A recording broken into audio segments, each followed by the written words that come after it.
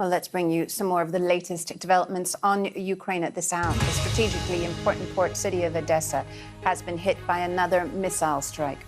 Details of injuries are still emerging, but the city council has confirmed a 15-year-old boy was killed. It's the second attack there in just a few days. On Saturday, authorities said the runway at Odesa's airport had been targeted.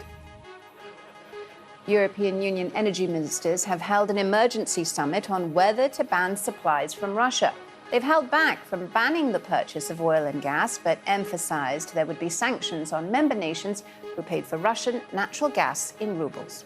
Paying in rubles through the conversion mechanism managed by the Russian public authorities and a second dedicated account in Gazprom Bank is a violation of the sanctions and cannot be accepted.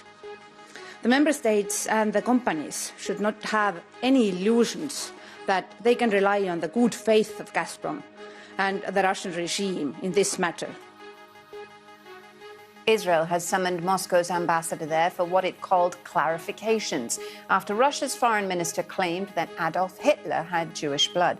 Sergei Lavrov made the comments on Italian television after being asked how Russia could claim to be denazifying Ukraine when President Zelensky himself is Jewish. The European football governing body UEFA has banned Russia's national team and club sides from its competitions for next season. That extends the current ban, which affected this current season. UEFA also said Russia's bid to host the Euro 2028 or the Euro 2032 tournaments have also been declared ineligible.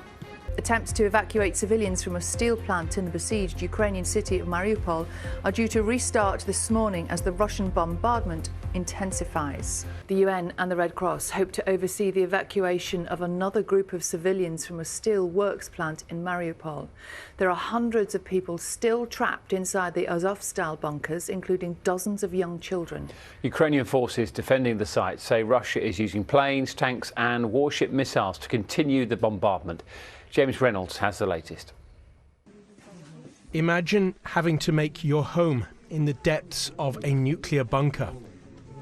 Hundreds of civilians, including around 20 children, remain deep under the Azovstal steelworks in Mariupol alongside Ukrainian soldiers. This underworld is their only refuge from Russia's siege. On Sunday, around 100 civilians managed to get out. They were driven away from the front line. After weeks under assault, there is much to reflect on, often in simple silence. In this same region, a BBC team has made it to the Ukrainian town of Lysychansk. It's besieged on three sides by Russian forces. This family say they can't afford to flee. 9-year-old Masha refuses to be frightened. Не страшно, the sound of the bombs. Не страшно. You're not scared. Не страшно. Here, Ukrainian soldiers recover from their injuries. The United States says that it believes Russia may now make a grab for this entire eastern region of Ukraine. According to the most recent reports, we believe that Russia will try to annex the Donetsk People's Republic and Luhansk People's Republic, in quotes, so-called, to Russia. Further west, another Ukrainian coastal city, Odesa, has been hit by a Russian missile. It's the second strike on this city since Saturday. A 15-year-old boy was killed in this latest attack. How, asked Ukraine's president, was this child a threat to the Russian state? James Reynolds, BBC News. Well, let's speak to our correspondent Joe Inwood, who is live in Lviv for us this morning. Joe, good to talk to you as ever. Any signs of any more evacuations from Mariupol? I think it's going to be quite difficult, and it's going to be a while before we know that. The United Nations have been keeping everything very much under wraps, playing their cards close to their chest, which is possibly the reason that we saw the successful evacuations this weekend as opposed to the previous failed attempts.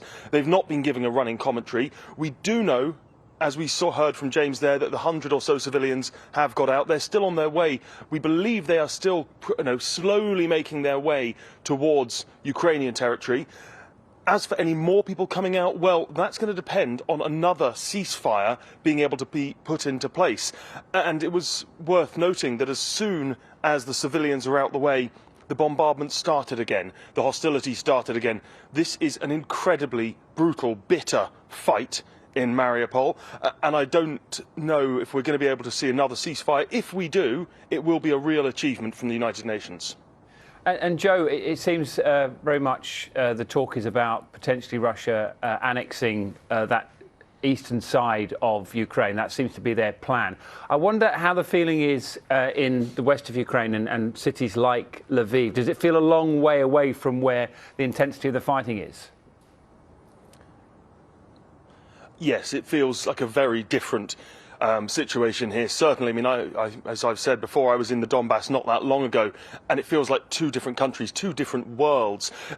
It's worth noting that the liberation, as they put it, essentially taking over the Donbass, that eastern part of the country, has been a stated aim of Russia throughout this entire conflict. And so the news that they're going to repeat the tactic they employed in Crimea in 2014 of holding a referendum on independence or on joining Russia as was then, that shouldn't be any surprise. Obviously, the Ukrainians say that this is a fraud. The Americans say this is a fraud. And it's worth noting that in 2014, Russia won the vote on joining with 97%. So I think it's fair to say not many people will view this as legitimate. Joe, good to talk to you. Thank you very much. That's Joe Inwood with the latest live from Lviv. Boris Johnson will announce a further £300 million worth of military aid for Ukraine when he makes a speech to the country's parliament via video link later on today.